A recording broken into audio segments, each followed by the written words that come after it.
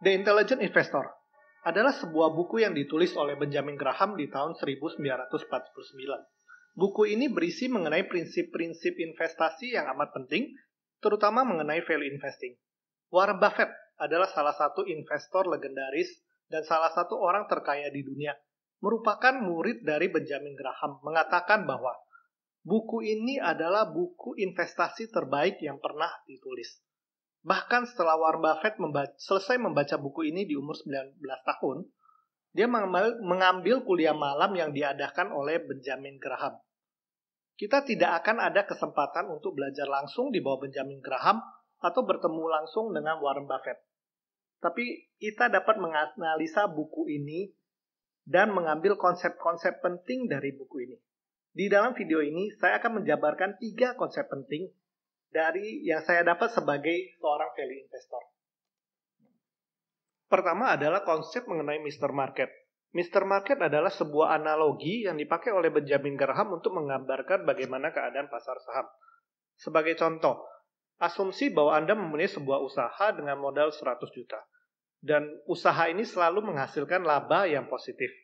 Dalam arti ini adalah usaha yang amat bagus. Nah, Mr. Market adalah seorang yang ingin membeli usaha Anda. Tapi sifat dari Mr. Market ini sangat mudi sekali. Terkadang dia happy, dia bisa menawar harga usaha Anda dengan harga gila-gilaan. Tapi di lain hari, dia bisa sangat stres dan menawar usaha Anda di amat murah sekali, tanpa memperhatikan kinerja perusahaan Anda. Nah, disinilah yang kita sebut dengan value. Kita sebagai value investor lebih banyak mencari tahu mengenai value sebuah perusahaan. Apakah perusahaan ini untung? Bagaimana cara untungnya? Apakah perusahaan ini mempunyai profit yang bagus? Apakah perusahaan ini mempunyai produk yang bagus? Apakah perusahaan ini mempunyai manajemen yang bagus? Bagaimana dengan hutang perusahaan ini? Dan perlu diingat bahwa value berubahnya tidak dalam waktu singkat. Laporan keuangan dilaporkan per kuartal dan per tahun. Dan kita menilai perusahaan bukan hanya dari 1 kuartal saja ataupun 1 tahun saja. Ini menyebabkan seorang value investor mempunyai view yang agak jangka panjang. Di sini yang kita sebut itu dengan price atau harga. Nah, sebagai value investor, harga itu penting. Tapi jangan kita jadikan harga itu sebagai patokan kita berinvestasi. Karena harga saham itu bisa naik ataupun turun tanpa kita mengetahui alasannya dengan jelas. Perlu diingat, kalau berita-berita itu tujuannya adalah mencari pembaca. Dan mereka pada umumnya perlu suatu alasan kenapa harga saham itu bergerak naik ataupun turun. Jadi bisa jadi setelah saham turun, baru muncullah berita negatif yang dicocokkan. Nah, itu juga terkadang kita bisa baca suatu berita, bisa dipakai untuk naik ataupun turun. Metode untuk mengerti value itu namanya adalah fundamental analysis. Dan metode untuk mengerti mood dari Mr. Market itu namanya adalah technical analysis. Nah, metode dari value investor adalah kita menetapkan atau mempelajari secara detail value dari sebuah perusahaan.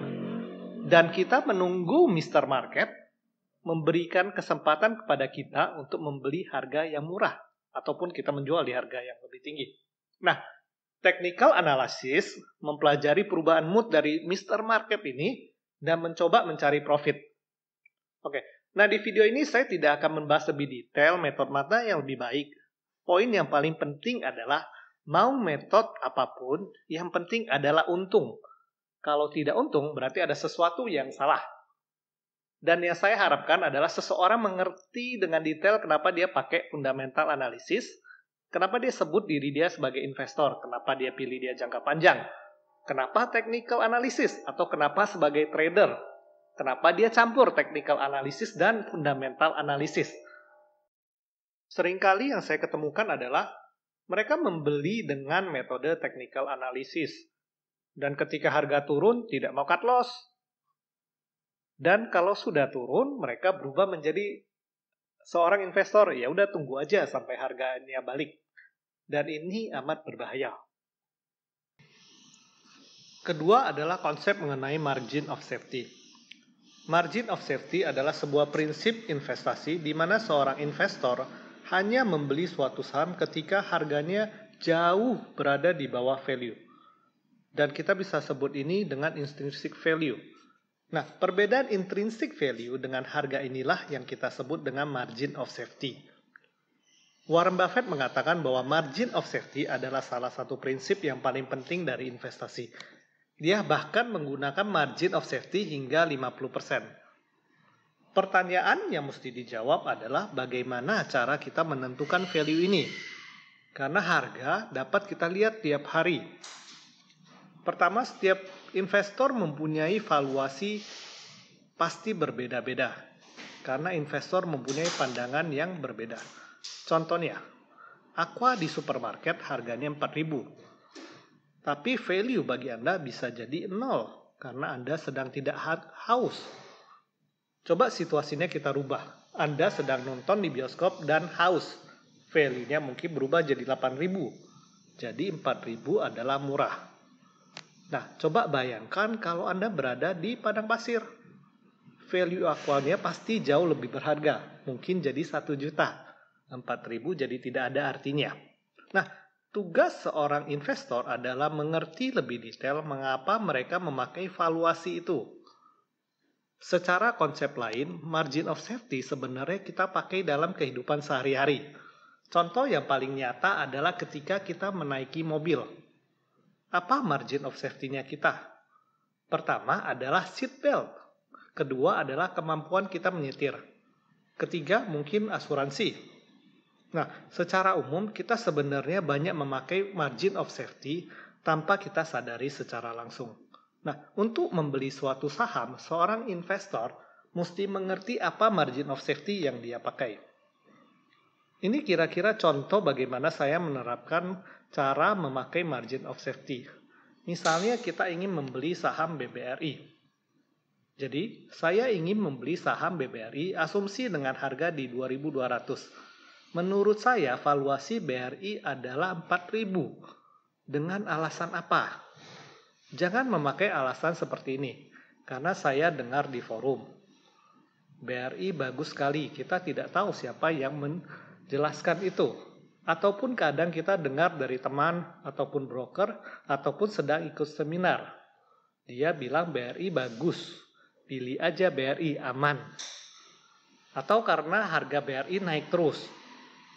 Nah, kalau misalnya BRI harganya turun, kita mau salahkan siapa? Kita tidak bisa salahkan siapa-siapa, kecuali kita bisa menyalahkan diri sendiri. Dan kita tidak bisa menuntut orang yang merekomendasikan saham itu terhadap kita. Karena pada umumnya mereka memang suruh kita riset sendiri. Nah, ini salah satu metode yang saya pakai. Misalnya kita patokannya adalah dengan EPS, dengan earning per share. Menurut saya, valuasi BRI yang cocok adalah 10 kali EPS atau sekitar yieldnya 10%. Jadi, menurut saya, valuasi BRI adalah 2.800. Ini menurut saya yang cocok. Nah, kalau kita salah valuasi, kita belinya di harga 2.200, berarti kita punya bumper 600. Nah, inilah margin of safety-nya kita. Nah, margin of safety lainnya kita bisa masukkan adalah seperti, secara research yang saya lakukan, CAGR atau compound growth rate-nya BRI adalah 10% per tahun. BRI selalu membagikan dividen, karena BRI adalah BUMN. Nah, asumsi di 2.200, di keadaan normal dividennya adalah 7%. Kita bisa asumsikan salah pun toh saya dapat dividen loh. Nah, BRI adalah BUMN yang amat kuat. BUMN yang terintegrasi dalam hidup Indonesia. Nah, kalau BRI bangkrut, kira-kira habislah Indonesia. Mau investasi dimanapun, habis juga, sama saja. Nah, semakin banyak margin of safety-nya, semakin membuat kita tidur lebih tenang dan merasa lebih aman. Dan seperti kata Warren Buffett, harga adalah sesuatu yang kita bayar, value adalah sesuatu yang kita dapat. Seperti kasus di atas, saya membeli BRI di harga 2.200. Udah diskon, dapat value-nya 2.800. Kalau harganya turun ke 1.000, nah value-nya juga tidak berubah kan, tetap di 2.800. Ketiga adalah mengenai investasi versus speculation. Perdebatan antara investing dan spekulasi ini sebenarnya amat panjang. Tapi pada dasarnya yang perlu kita tanyakan kepada diri sendiri adalah apakah saya berinvestasi atau berspekulasi? Kalau jawabannya tidak tahu, kemungkinan besar adalah masih dalam tahap spekulasi. Nah, secara umum kalau kita sudah melakukan analisa dengan tepat dan cermat, kita sudah bisa dibilang investasi. Ini contoh ilustrasi. Waktu Anda masuk ke suatu ruangan dan duduk di kursi, apakah itu investasi atau spekulasi?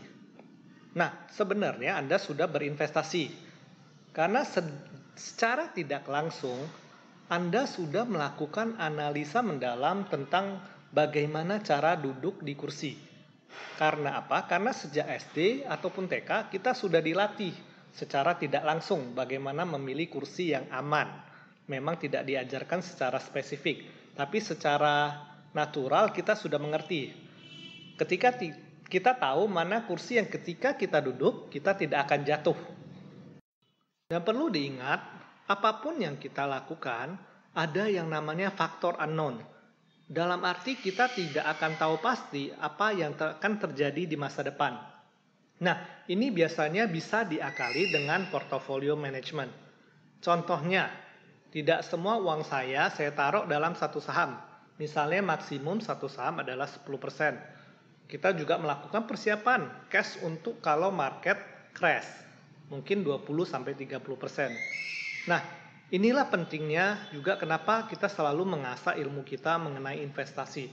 Supaya semakin hari kita dapat secara otomatis mengerti mana yang makin aman dan dapat menghindari resiko yang tidak diperlukan.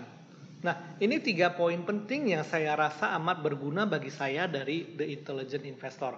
Saya harapkan video ini amat berguna bagi Anda, dan jangan lupa untuk like, subscribe, dan share video ini, karena akan sangat membantu saya dan memotivasi saya membuat konten-konten selanjutnya. Terima kasih.